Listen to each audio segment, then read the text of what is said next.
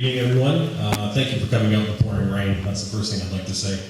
My take is going to be a slightly different one, and that is we know how we have a general idea and a good understanding of how the community center associations form. We have an understanding of where my community centers and the group of centers who are fighting back publicly against Parks Board's takeover, what our stance is, and that we are always open to negotiation. My little blurb here will be literally what happens when the public doesn't stand up and does not get involved in their community center or in their community. As Randy said earlier, we met at Riley Park Community Center, which is literally right next to Queen Elizabeth Park, between Nat Bailey and 30th and Ontario. Our community center straddles the east-west divide, that magical line where apparently the haves and have-not live. And apparently, we were fortunate enough to be blessed with a new center. So in 2008, I and a number of other people from our community got very strongly involved with what was going on. And all through the process, the city and the Parks Board kept telling us, don't worry, we have the community's best interest at heart. Don't worry, the new community center will fulfill the needs of your community. And they told us how big the pool would be and how big the gym would be and how big the rink would be. And it all sounded fantastic.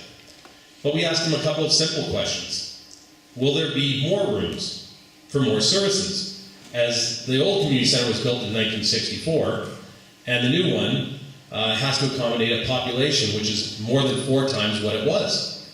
Will there be more daycare spaces, preschool spaces, art spaces? Will there be more room for yoga, martial arts? Will there be a permanent room for seniors? Don't worry is what we were told. Don't worry about it. We've got it all planned. It's all taken care of. We have professionals looking into this, and we've crunched the numbers, so we know exactly how much space there is required. We've done this before, so don't worry. Well, 2010 rolled around, we had a great party, and then the next day we woke up with a bit of a hangover. And that hangover was Hillcrest Center. And I call it Hillcrest Center because the first thing the Parks Board in the City of Vancouver did was take the word community out of it. It is called Hillcrest Center, not Hillcrest Community Center.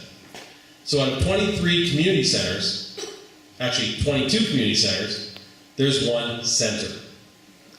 Well, most of you know that a community center is just more than a place for people to skate and go to preschool and just roll around on a mat.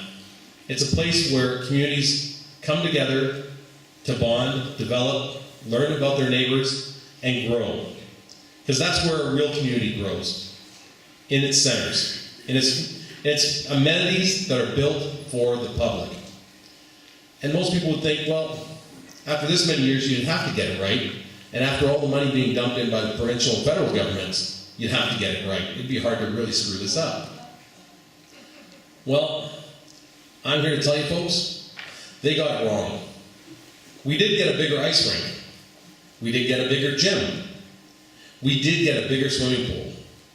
What we didn't get was a community kitchen. What we didn't get was this dedicated senior space. What we didn't get were more childcare spaces. What we didn't get was dedicated art room spaces, mat room spaces, or heck, even storage space.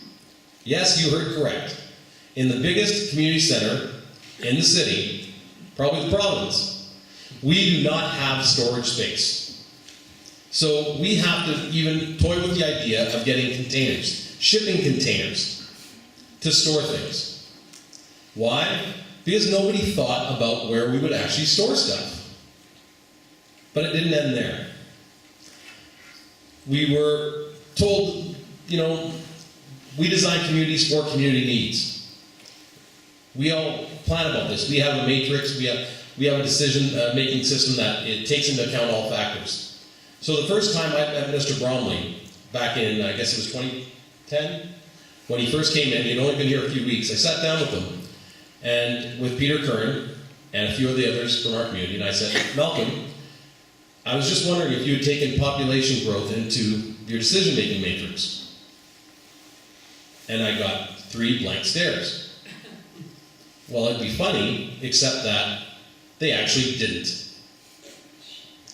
So we have a community center that is literally smaller than the original community center that was built. Knowing this, we quickly leapt into action, and we started a campaign to save the old center. To keep a long story short, we actually did raise money. $10 million. And we did have a complete plan to run the center as a not-for-profit, complementary facility to the new one, similar to the idea that Carousel's done so successfully. And the response from Parks Board was what? We don't want any competition. And we all sat there with blank looks saying, well, hang on, this is for the community. It's going to be run as a not-for-profit. And the response was, we don't want any competition. So they told us they were going to bulldoze it. And they actually fast-tracked it. Now, the problem with that was, we told them, well, you know, it's an older building. It's got a lot of older materials. You'll have to, you know, take that into account. Don't worry. We budgeted for that. Sure enough, we're what, two years? Actually, a year after they've demolished it. And the demolition of the Vancouver Curling Club and the old Riley Park Community Center buildings has blown their budget. They are almost 3 times over the demolition deconstruction costs, which is why nothing's been done with that site, either site. But ever so caring and considerate, our great councillors and commissioners, thinking far ahead, thought, what can we do with this great flat piece of space? Well, no, they can't sell it. And that's the beauty of the Parks Board, and why we're fighting to keep the Parks Board where it is. Nope, they floated an idea out for the public. So about mid-February, early February, they did a questionnaire survey. Would you mind paying for parking? So they told us it was going to be green. Well, first it was passive green space, or active green space. Then it became passive green space. And the latest we were told, and a story that broke out in the Courier through Senator Thomas, was that they were going to add 200 parking stalls. Pretty green, if you ask me. I think it's actually very green. Don't you? No. And it serves the community just as well. Dollar green. Well, these are just the tip. This is just the tip of the iceberg.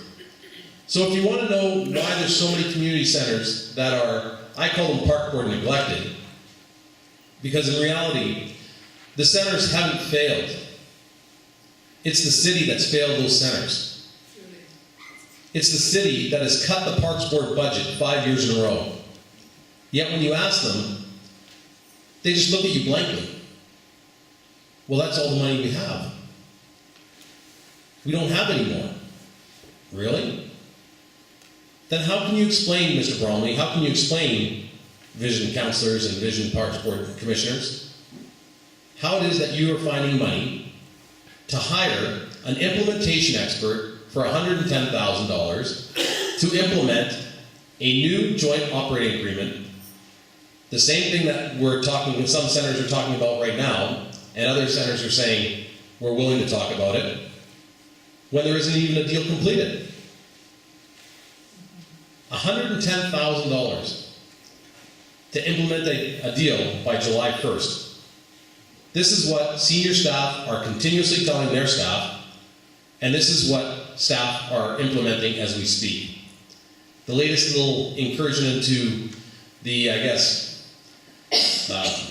crossing of boundaries into the association was that our association, which has put out a brochure for decades to the community about what programs are available, put out a president's message. This president's message is the message that goes up to the community to notify the community of not only what's going on, but what things we can look forward to. And Parks Board, I guess, they didn't like the message I was giving. So they unilaterally decided they were not going to include the president's message in our brochure. That's what you call democracy. So when Parks Board says they're going to consult the public, when you go to city council meetings and they say they're going to consult the public, they are consulting the public. they'll listen to what they'll listen to what you have to say, but they're just not, they'll hear what you have to say, but they're never going to listen. They're going to do what they want to do. And if I have anything to tell you right now, and most of you are preaching to the converted, and I'm sorry, but do one thing. Tell your neighbors, tell your friends, take a My Vancouver CC flyer when you leave today. Go to your local coffee shop, stick it on the wall. Tell them to write the mayor, write council, write school board, write parks board. Because at the end of the day, we have seen that nothing changes their mind more than the thought of losing an election. It seems to be the only thing they think of. And I guess, you know what, and I apologize for being partisan, but I can't help but being on the side of my community. It's where I live, and it's, you know what, it's the place that I don't want to see destroyed by short-sighted actions such as this. The greatest change in 125 years, as Commissioner Cooper said, is this change that we're facing right now. And if it was good for 40 years, how come it's so bad now? Why did it suddenly become such a bad and terrible deal in 18 months? And that's the question I think everybody has to ask. Why?